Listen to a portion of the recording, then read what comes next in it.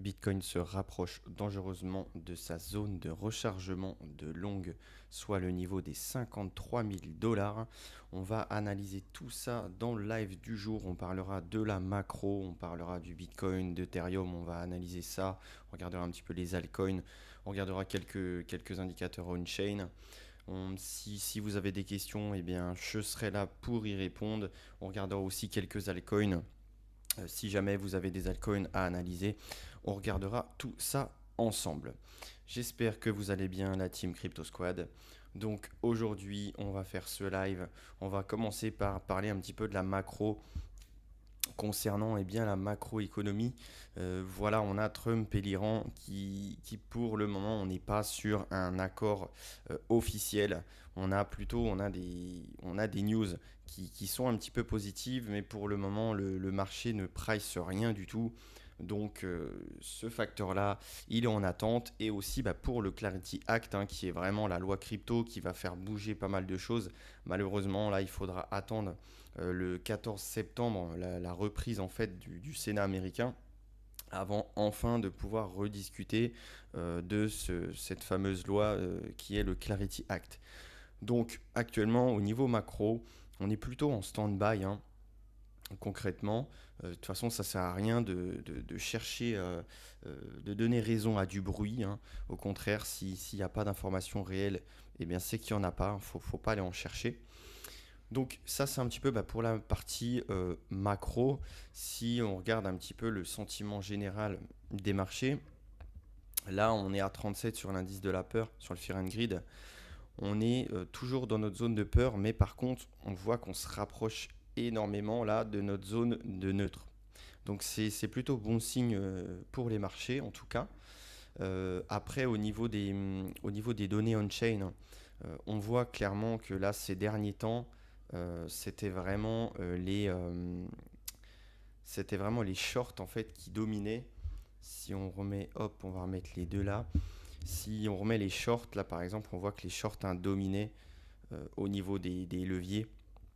Mais par contre, on a un intérêt qui revient pour le marché. Donc ça, c'est plutôt bon signe. Voilà, là au niveau des liquidations, les longues se font un petit peu plus découper quand même. On cherche à piéger du long.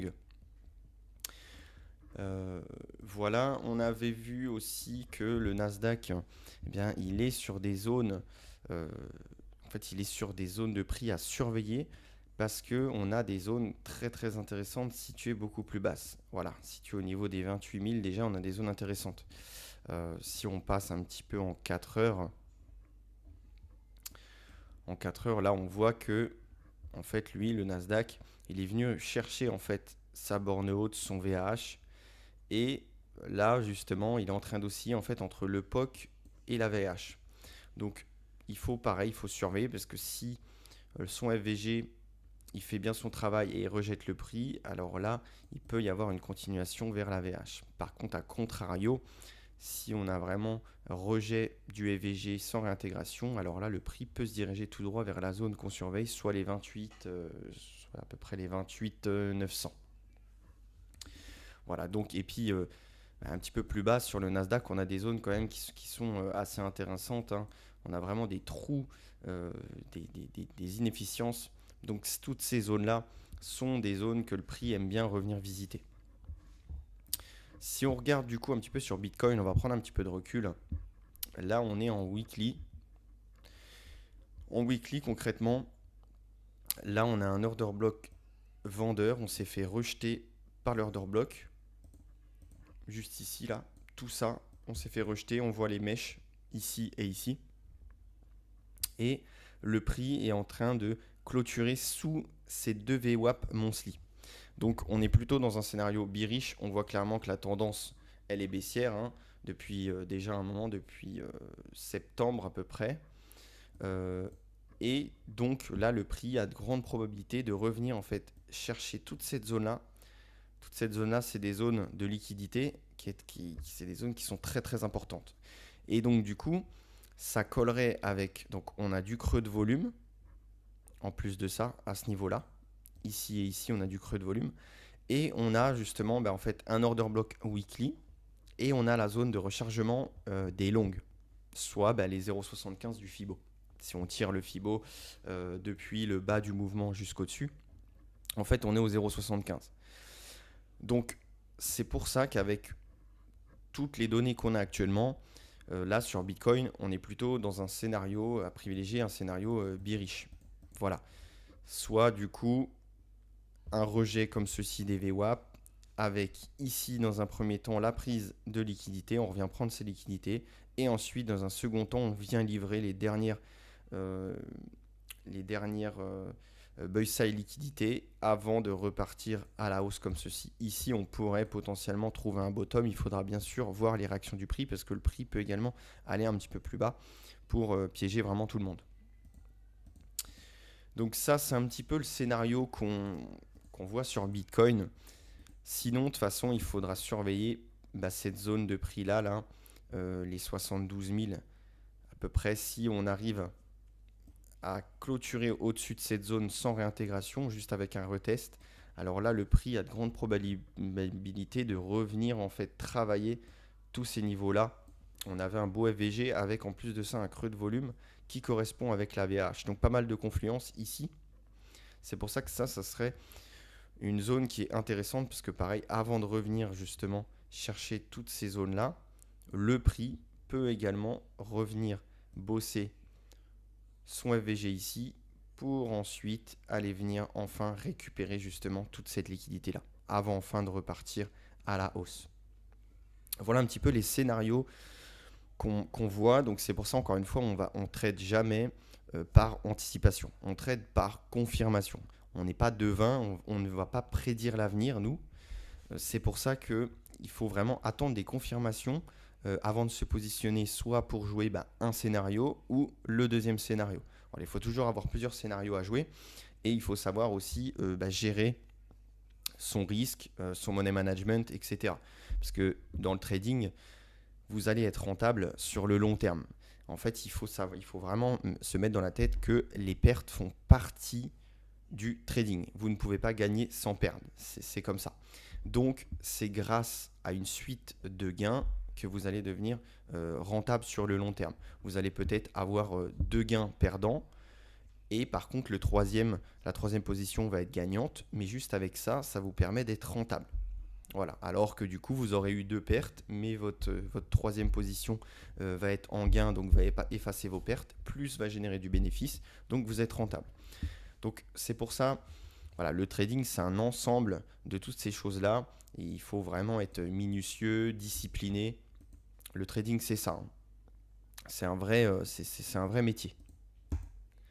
Donc voilà pour Bitcoin. Donc voilà, c'est le scénario. Si on se met un petit peu en unité de temps inférieure, là on est sur du daily. On était en weekly juste avant. Là on est sur du daily. Voilà, on voit qu'on a eu un petit retest en fait de notre zone. Parce que notre zone, encore une fois, elle est large, hein.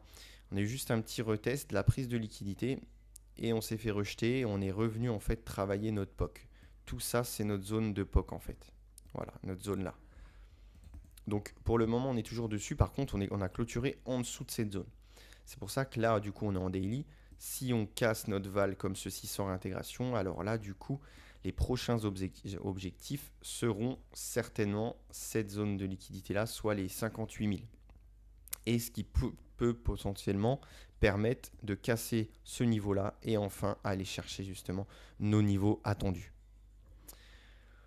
Donc ça c'est pour Bitcoin en 4 heures. Tac, si on regarde en 4 heures, voilà, là on voit bien ici du coup notre prise de liquidité. On voit rejet, tac. Sauf qu'en fait tout ça c'est de la liquidité, hein. Tout ça c'est de la liquidité. Et en fait... on ne revient pas beaucoup la travailler cette liquidité. C'est pour ça que c'est des zones intéressantes. Voilà. Là, on rentre dans de l'order block. Il y a beaucoup d'ordres acheteurs ici. C'est des order block acheteurs. Donc, pareil, là pour le moment, il faudra attendre cette sortie-là concrètement pour potentiellement se positionner et aller viser justement les niveaux de liquidité inférieurs, à savoir ces niveaux-là dans un premier temps. Ça serait plutôt pour le scénario bearish. Par contre, le scénario bullish, si on arrive à casser notre VAL et le POC, du coup, on le casse comme ceci. Donc, on casserait également en fait notre FVG. on ne réintègre pas, alors là, on peut aller chercher les niveaux supérieurs, tous ces niveaux de prix là. Voilà, ça serait pour le scénario plutôt bullish sur du court terme. Voilà pour Bitcoin. On va regarder un petit peu ETH, ce que ça donne. On va se mettre en daily directement. Hop. J'espère que vous voyez bien. Normalement, ouais. Tac. Voilà. Donc, ETH, il est encore dans son range pour l'instant. Il bouge pas trop. On voit que c'est de l'accumulation et qu'il bouge pas trop comparé au marché. Alors qu'on voit certaines cryptos qui commencent à pas mal bouger. On a des mouvements de 5, 10, 20% quand même. Et ETH, lui, actuellement, il bouge pas trop. Donc ça veut dire qu'il résiste, il est quand même solide. De toute façon, on en entend beaucoup parler. Il y a beaucoup d'institutions actuellement positionnées dessus. Ethereum voilà, commence à être très prisé. Par contre, on a laissé pareil beaucoup de liquidités ici. Voilà. Et donc, toute cette liquidité-là, c'est des niveaux en fait que le prix, lui, aime bien revenir chercher. C'est pour ça que, encore une fois, on est dans la borne haute du range. Si on casse le POC et l'aval et cet order block acheteur ici, là, du coup, le prix ira probablement rechercher le niveau des 1700 $, le niveau des 1600 $ et le niveau des 1530 $. Ça serait pour le scénario bearish, mais ça serait simplement en fait revenir dans la borne basse de son range. Voilà, ça serait pour le scénario des daily. Par contre, si en scénario bullish, on casse en fait plutôt la borne haute du range comme ceci, alors là, le prix a de grandes probabilités de revenir justement bosser tous ces niveaux-là. Là, on a énormément de liquidité qui s'est accumulée et on a un FVG juste ici. Donc le prix peut très bien faire quelque chose comme ceci avant de repartir à la baisse. Donc ça, c'est un petit peu pour les deux scénarios sur Ethereum.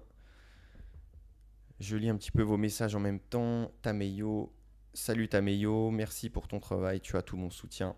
Eh bien, merci beaucoup à toi, ça nous fait vraiment plaisir d'avoir ton soutien. C'est grâce à vous justement qu'on continue les vidéos, qu'on arrive à transmettre nos compétences et notre savoir. Le but, c'est que vous progressiez avec nous et qu'on arrive à créer une communauté vraiment très bonne communauté, très soudée autour du trading, de la finance et des marchés traditionnels. Donc voilà pour Ethereum. On va regarder un petit peu Solana. Hop, on va se mettre. Donc là, on a le contrat PERP. Voilà. D'ailleurs, si vous cherchez les contrats PERP, en fait, il faut rentrer du coup le nom de son token versus du coup l'USDT et le point P. Vous rajoutez point P et du coup, ça vous ouvre le contrat perpétuel, c'est-à-dire tous les contrats à levier. Et vu que souvent, c'est les marchés à levier qui drivent les marchés, justement, c'est bien de pouvoir voir ce qui s'y passe. Donc, pour le Solana, là, on voit qu'on a pas mal rangé entre ces deux bornes-là. Et là, on a réintégré le range. Donc, actuellement, on a un order block acheteur juste ici. On est entre les VWAP monthly et weekly. On a de la VWAP weekly juste en dessous. Donc là, idéalement, il faudrait soit venir casser cette VWAP comme ceci sans réintégration. Là, ça voudrait dire que le prix a de grandes chances de revenir bosser en fait tous ces niveaux. Et l'objectif, le troisième objectif, ça serait le niveau des 88 à peu près. Voilà, ici. Par contre, si Solana casse sa VAL et du coup casserait sa VWAP sans réintégration, là du coup pareil, le prix a de grandes probabilités de revenir bosser le niveau des 66. On a un order block en plus acheteur, donc le prix peut faire quelque chose comme ceci avant de revenir en fait chercher toutes ces liquidités là, parce que tout ça c'est de la liquidité à revenir chercher, c'est du carburant pour les marchés. Et une fois qu'il a récupéré cette liquidité, là ensuite, il pourrait potentiellement repartir à la hausse. Voilà, ça c'est pour le Solana. On est en daily. Si on regarde un petit peu en weekly, si on prend un petit peu plus de recul, comme ceci. Voilà. Donc, en weekly, on voit que le POC est bien plus bas, hein. Il a des zones. Le POC est quand même au niveau des 25 dollars. Donc c'est vraiment un Solana très très bas. Par contre, le Solana peut revenir bosser donc le niveau des 60 dollars, qui est un niveau très intéressant. On a un FVG justement situé également ici, au niveau des 48 dollars. Ça, c'est des niveaux très intéressants. Et ensuite, le niveau des 35 dollars, qui est également un très gros niveau, avec en plus un order block acheteur. Donc, c'est pour ça que ces zones-là sont importantes, parce que si on casse ce niveau-là de l'order block sans réintégration, là, le prix a de grandes chances de revenir chercher du coup les 48 dollars, puis dans un second temps, les 32 dollars. Voilà. Donc ça peut faire très mal, mais par contre, ça fait des très bons points d'entrée pour se positionner sur Solana, sur du spot. Là, on serait vraiment sur des prix très très intéressants. Si on regarde un petit peu actuellement, nous, on est en position dans le canal de la communauté. On a partagé justement en toute transparence avec vous sur le canal. D'ailleurs, vous allez pouvoir retrouver dans la description le lien de notre canal Telegram, où dessus on parle beaucoup d'actu crypto. On vous prévient en fait avant que le marché bouge. On vous envoie également nos prises de position, comment on les prend, comment on les gère. On fait ça en toute transparence. Vous allez retrouver le lien de notre canal dans la description. On a également un canal communautaire où dessus vous allez pouvoir échanger avec nos différents membres. Le but, c'est de progresser en fait tous ensemble, d'échanger autour des scénarios possibles, de la macro, de ses stratégies, etc. Et on a mis le lien de notre site web cryptosquad.fr où dessus vous allez pouvoir vous inscrire à notre newsletter que vous allez recevoir tous les dimanches dans votre boîte mail, où dedans on vous fait un récap de tout ce qui s'est passé la semaine d'avant et on vous donne nos scénarios possibles pour la semaine d'après. Voilà. Donc nous actuellement on a publié dans le canal communauté 2 positions. On est actuellement toujours dessus. On avait pris une première position, si on zoome un petit peu, ici en fait au SFP, comme ceci, à la cassure de notre order block, au rejet en fait. Si on se met en 4 heures, voilà, en 4 heures directement on voit bien la SFP, boum, prise de liquidité et la rejet par la suite. On avait mis un SL bien entendu, on s'est pas fait toucher de peu, mais le SL n'a pas été touché, donc du coup on est bien resté en position. Et là, du coup, actuellement, on est à plus de 100% de la position. C'était une petite position, donc on avait pris un levier x20. Donc je le rappelle, hein, en temps normal, il faut vraiment prendre des positions x2, x3 maximum. Hein. Faut arrêter de prendre des positions à x10, x20 en posant 100% de votre wallet. Hein. C'est pas du tout comme ça que vous allez être rentable. C'est pour ça que là, nous, on a pris un levier x20. Mais par contre, c'est de la petite position. Et encore une fois, tout ce qu'on investit et tout ce qu'on joue, tout ce qu'on trade, bien évidemment, on est prêt à le perdre à tout moment. Donc sur cette position, on est à plus de 100%. Et là, nous, l'objectif qu'on vise, ça serait en fait ici, comme ceci, là que le prix revienne en fait casser son 0,786 du Fibo. Et ensuite, reviennent chercher justement toute cette liquidité. On a des creux de volume ici et en plus de ça, on a un order block acheteur.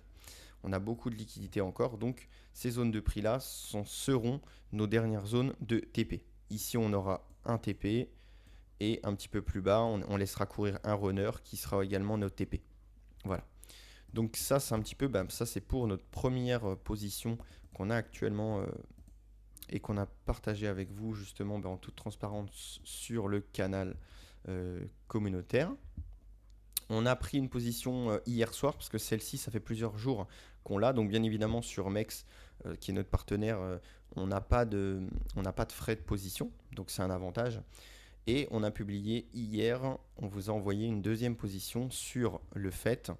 On a pris position, on vous l'a envoyé dans le canal. Et un quart d'heure plus tard, je crois, la position avait déjà pris quelques pourcentages. Donc du coup, on a pu directement la passer en fait à break-even pour ne plus rien perdre. La position sur Ondo, on l'a également passée en break-even. Du coup, là, on peut que gagner de l'argent, on ne peut plus en perdre. C'est des positions sécures. Donc c'est très intéressant. Si on se met en 4 heures, hop. Donc on a pris la position à la cassure de la VAL, pareil, au rejet. Et on a pris position et en fait le prix directement a eu sa grosse bougie, donc on a pu directement se mettre à break-even ici. Et là actuellement, on voit en fait qu'on s'est fait rejeter dans un FVG ici. Et là, tout ça en fait, c'est un FVG daily et on a de la liquidité en fait externe. Donc je le rappelle, la liquidité externe, le prix aime bien venir chercher ses liquidités externes une fois qu'il a pris toutes les liquidités internes. Et là, on voit que le prix juste avant, il est venu prendre en fait notre liquidité interne weekly en plus. Donc ce qui veut dire que là maintenant en liquidité, il reste plus grand chose à part cette liquidité là, qui est en confluence du coup avec un FVG. Donc c'est pour ça que c'est très très intéressant cette zone là et ça va être justement notre zone de TP. Voilà. Idéalement en fait on va faire un premier TP dans cette zone et on laissera courir un runner pour aller chercher notre dernier TP final. Donc du coup on a deux positions en cours qu'on a publiées les deux dans le canal en toute transparence. Et du coup, donc celle-ci, elle est déjà à plus 110%. Donc ça veut dire qu'on a déjà fait x2 dessus. Et du coup, Ondo USDT, on est à plus de 100%, donc ce qui correspond à un x4, quoi. Donc voilà un petit peu pour les positions. Si on regarde le total 3, onction. Si on regarde le total 3, donc je ne sais pas si vous avez des questions. Donc là, c'est le total 3 en fait. Donc je le répète, c'est la capitalisation totale du marché, donc en excluant Bitcoin, Ethereum et les stablecoins. Voilà. Et là, on est encore, en fait, si on regarde bien, tout ça, c'est de la liquidité à revenir chercher. Tout ça, en fait. Donc là, on est simplement, en fait, en train de laisser plein de liquidités derrière nous. Même ici, tout ça, c'est de la liquidité. C'est pour ça que, pour moi, il y a de grandes probabilités qu'on vienne casser notre VAL comme ceci. Et là, on va enfin pouvoir revenir chercher toute notre liquidité avant de repartir. C'est pour ça que pour moi, un mouvement violent vers le bas peut venir et peut survenir à tout moment.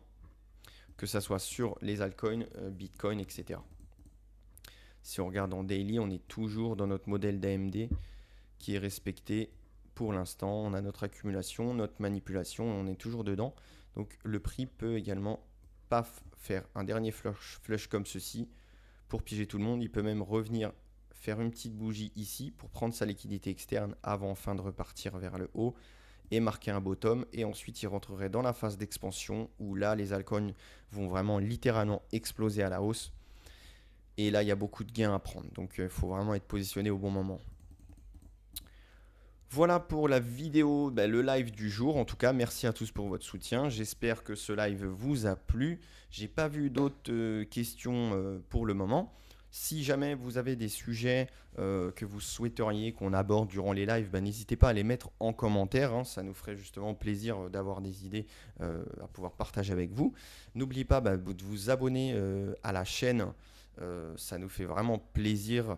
Ça nous fait énormément plaisir d'avoir du soutien de votre part. On a mis également le lien du canal Telegram où vous allez pouvoir rejoindre la chaîne. N'oubliez pas, soyez actifs également sur le canal Telegram, c'est très important. Et voilà, et si vous avez des questions, comme on dit ici, il n'y a aucune question bête. Le but, c'est de progresser tous ensemble. On est tous passés par là. Au début, on ne savait pas trop ce que c'était un graphique, comment l'analyser, etc. Donc, il ne faut pas hésiter. Posez des questions dans les commentaires ou même dans le canal Telegram. Les membres vous répondront. Moi-même, je prendrai le temps de vous répondre. Il n'y a aucun problème. Donc, je ne sais pas si vous avez d'autres questions. Eh bien, profitez-en. Je regarde un petit peu. Moi, j'ai fait un petit peu le tour de ce que je voulais qu'on voit aujourd'hui. On a notre site web juste ici. Voilà, je le répète pour la newsletter tous les dimanches soirs.